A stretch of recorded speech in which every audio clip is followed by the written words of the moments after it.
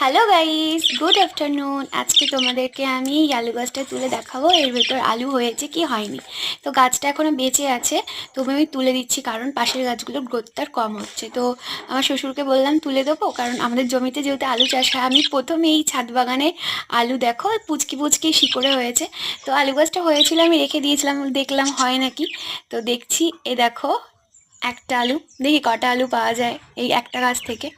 একটা পেলাম, দুটো পেলাম, কিউট কিউট ছোট ছোট আলু হয়েছে। আর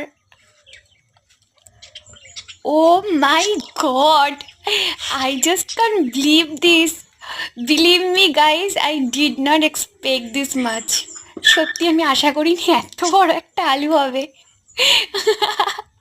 আমার সত্যি ভীষণ ভালো লাগছে। আরও একটা পেয়ে গেলাম।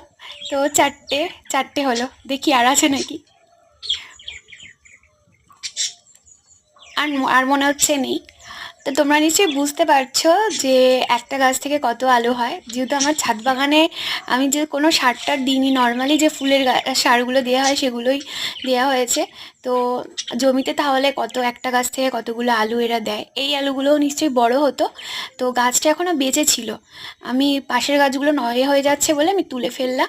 তো বিশ্বাস করো, আমি এতটা এই বড় আলুটা দেখে আমার খুব আনন্দ লাগছে, কারণ ছোটোগুলো ভেবেছিলাম ছোটো ছোটো হবে, বাট এত বড় একটা হয়েছে, আমার তো ভীষণ আনন্দ লাগছে।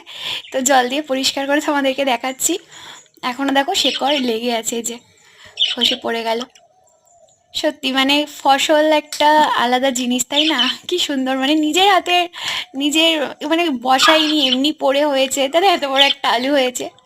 বেশ ভালো, মানে যেই আলুটা হয়েছে দুজনের তরকারি ভালো মতো হয়ে যাবে। যাই হোক, ভিডিওটা ভালো লাগলে নতুন বন্ধুরা চ্যানেলটাকে সাবস্ক্রাইব করো, একটা লাইক করো, আর আমার বন্ধুদের সবাইকে অসংখ্য ধন্যবাদ আমাকে এত ভালোবাসা দেওয়ার জন্য। আজকের মতো টাটা।